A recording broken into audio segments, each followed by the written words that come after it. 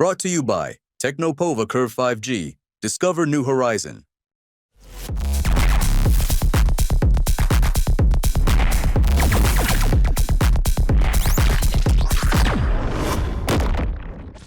देश की मोदी सरकार के तीसरे कार्यकाल को एक साल पूरा हो चुका है। हमारे साथ भीलवाड़ा के सांसद दामोदर अग्रवाल जी हैं। सर, सबसे पहले एक साल का कार्यकाल जो पूरा हुआ है, आपके भीलवाड़ा में किस तरह की उपलब्धियां सर एक साल को लेकर रही है? क्या ऐसे बड़े काम जो अटके हुए थे लंबे समय से और इस साल में पूरे हो चुके हैं? भीलवाड़ा संसदीय क्षेत्र को इस एक साल में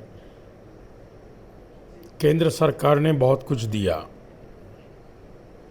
अजमेर से चित्तौड़ रेलवे लाइन की डबलिंग का काम एक लंबे अरसे से प्रतीक्षारत था। मैं आभार व्यक्त करता हूं रेलवे मंत्री अश्विनी वैष्णव साहब का कि मेरे आग्रह पर उन्होंने इस काम को स्वीकृत करके टेंडर प्रक्रिया होके वर्क ऑर्डर हो गया है, काम प्रारंभ हो गया है। 1634 करोड़ रुपए का यह काम 2.5 बरस में पूर्ण होगा। रोड ट्रांसपोर्ट की दृष्टि से मैं आभार ज्ञापित करूंगा नितिन गडकरी साहब का कि मेरे निवेदन पर भीलवाड़ा से लाडपुरा 2 लेन से 4 लेन 1300 करोड़ रुपए की योजना को स्वीकृत किया। डीपीआर का काम चल रहा है। इसी प्रकार से भीलवाड़ा से जहाजपुर पीपलुन तक NH 148D को भी 2 लेन से 4 लेन की स्वीकृति प्राप्त हुई। डीपीआर का काम चल रहा है और वो 800 करोड़ रुपए की योजना है। इसी प्रकार से भीलवाड़ा की अमीरगढ़ हवाई पट्टी को फ्लाइंग एकेडमी के लिए परमिशन मिली है। कॉन्ट्रैक्टर वहाँ 200 करोड़ रुपए लगाकर 2 महीने बाद भीलवाड़ा में flying college, flying school, flying training centre चालू होकर पायलट प्रशिक्षण चालू हो जाएगा। इस एक साल में हमने भीलवाड़ा में टेक्सटाइल के लिए, टेक्सटाइल पार्क के लिए 1293 बीघा ज़मीन को माननीय मुख्यमंत्री जी ने आरक्षित किया है। इस प्रकार मैं अनेक काम आपको गिना सकता हूँ कि ये 1 बरस भीलवाड़ा के राजनीतिक सफ़र में विकास के नए आयाम लिखने के लिए यादगार रहेगा। अभी ऑपरेशन सिंदूर जो चलाया गया, उसके बाद अब कांग्रेस ने जो सरकार पर हमला करी, उन्होंने कहा सेना तैयार थी, उसके बाद सीज फायर क्यों करना पड़ा, या फिर ट्रंप ने सीज फायर का ऐलान क्यों किया? देखिए, कांग्रेस सहित इंडियन अलायंस के नेता सदैव कुछ ऐसी बातें कहते रहे हैं कि जनता में उनकी विश्वसनीयता शून्य के आंकड़े पर आ गई है।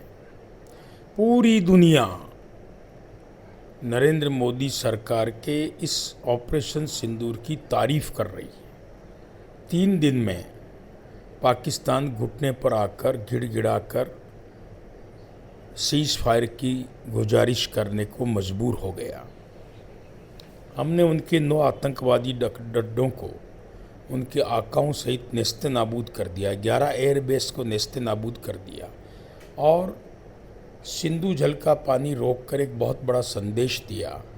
और मोदी जी ने कहा कि खून और पानी साथ नहीं बह सकते, टेररिज्म और ट्रेड साथ नहीं हो सकता, और अब वार्ता होगी तो केवल पाक अधिकृत कश्मीर पर होगी। और आगे से एक भी सैनिक कार्यवाही भारत के विरुद्ध या आतंकवादी कार्यवाही हुई तो हम युद्ध समझकर युद्ध की भाषा में मुंह तोड़ जवाब देंगे।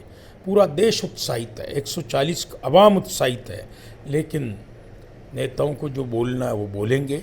और इस प्रकार की फालतू बेसिर पैर की बात करके उन्होंने अपनी विश्वसनीयता समाप्त की है और जनता का रहा सा समर्थन जो उनको मिला है वो भी धीरे धीरे ख़त्म हो जाएगा। सर, जिस तरह से आप राजस्थान से आते हैं, राजस्थान में अभी कई सारे ऐसे मुद्दे हैं जो चर्चा में चल रहे हैं। एक ऐसा ही भर्ती परीक्षा जो काफ़ी चर्चाओं में रही है। अब उनमें जो 3 ऐसे जो लोग हैं जिनकी जमानत हो चुकी है, तो अब कई चर्चा देखने को मिल रही है, कहीं के केस में ढिलाई बढ़ती गई, या फिर जो विपक्ष है हनुमान बेनीवाल कह रहे हैं कि सरकार इस तरह से बचाने का काम जो उनको कर रही है। हनुमान बेनीवाल की क्या विश्वसनीयता मुझसे अधिक आप भी जानते हो। भजन लाल जी की सरकार ने 1.5 साल में जो काम किए, हमने विधानसभा में जिन वायदों को जनता को दिया, उस संकल्प पत्र में से 60% वायदे 1 बरस में उन्होंने पूरे किए। आप लॉ एंड ऑर्डर की बात करते हैं, पेपर माफिया को जेल के शिकंजे में पहुंचाने का काम भजन लाल जी ने किया। ईआरसीपी जिसके नाम पर कांग्रेस बरसों तक अपनी दुकान चलाना चाहती थी, उसको ज़मीन पर उतारने का काम उन्होंने किया। यमुना जल समझौते का काम उन्होंने किया। लाखों लोगों को रोजगार देकर युवाओं की आशा का केंद्र वो बने। प्रदेश में कानून व्यवस्था एकदम माकूल है और इसी कारण से इस सुशासन से घबराकर कांग्रेस के लोग फालतू की बात कर रहे हैं। नहीं, पर सर ऐसे भर्ती को लेकर आप क्या समझते हैं? जिस तरह की चर्चा जो शुरू में देखने को मिली, काफ़ी राज खुलते गए और अब पर अभी भी मामला है जो अटका हुआ है, हाई कोर्ट में अटका हुआ है, सरकार की ओर से जवाब जो समय पर नहीं दिया गया। एएसआई भर्ती परीक्षा का विषय जांच की प्रक्रियाधीन है। पहले भी सही समय पर सही फैसले लिए हैं।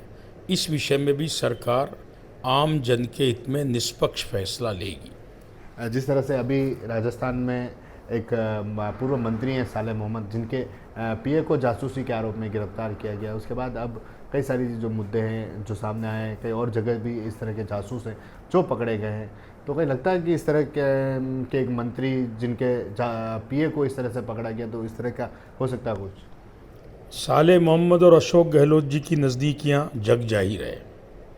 कांग्रेस ने सदैव भारत विरोधी पाकिस्तान परस्त लोगों को पनाह दी है और अब उनके पाप फूटकर सामने आ रहे हैं।